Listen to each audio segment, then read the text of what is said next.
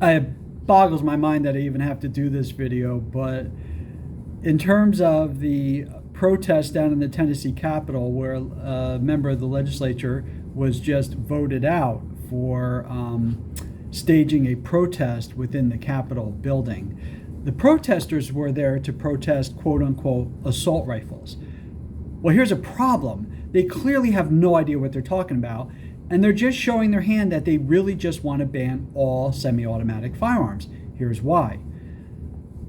Remember back in the 60s and 70s, even into the 80s, they were trying to ban handguns because they're easy to conceal and were more likely to be used in a crime. Well, the Supreme Court spoke out and said you have a right to own handguns, semi-automatic handgun in particular, so then they turned their focus on trying to ban rifles. So here's what we're dealing with in that targeted attack on a Tennessee school, the Christian school. It was an attack where the individual, according to the local law enforcement, was going to attack another facility, but decided to leave that facility because of a threat assessment, because it was, better protected, and went to the school that she eventually attacked.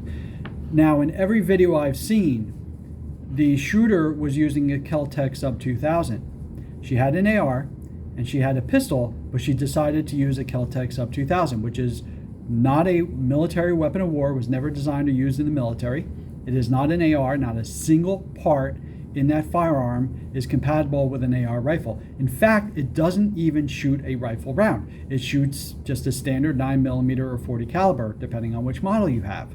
So basically what she had was a standard pistol, blowback operated pistol with a longer barrel and a stock.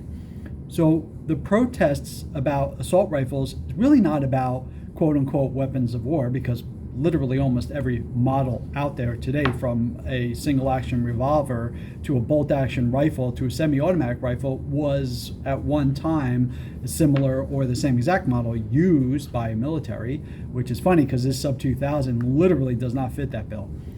Basically, they're calling for a ban on assault rifles when this thing doesn't even shoot a rifle cartridge.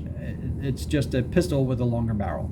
So really what they're going after is any semi-automatic firearm. So let's put that into context. The only thing that leaves you with now is either a revolver or a bolt action, which, by the way, basically every modern incarnation of the revolver and lever action were standard military issue in the US and other countries for military use. So they are weapons of war. They come from weapons of war.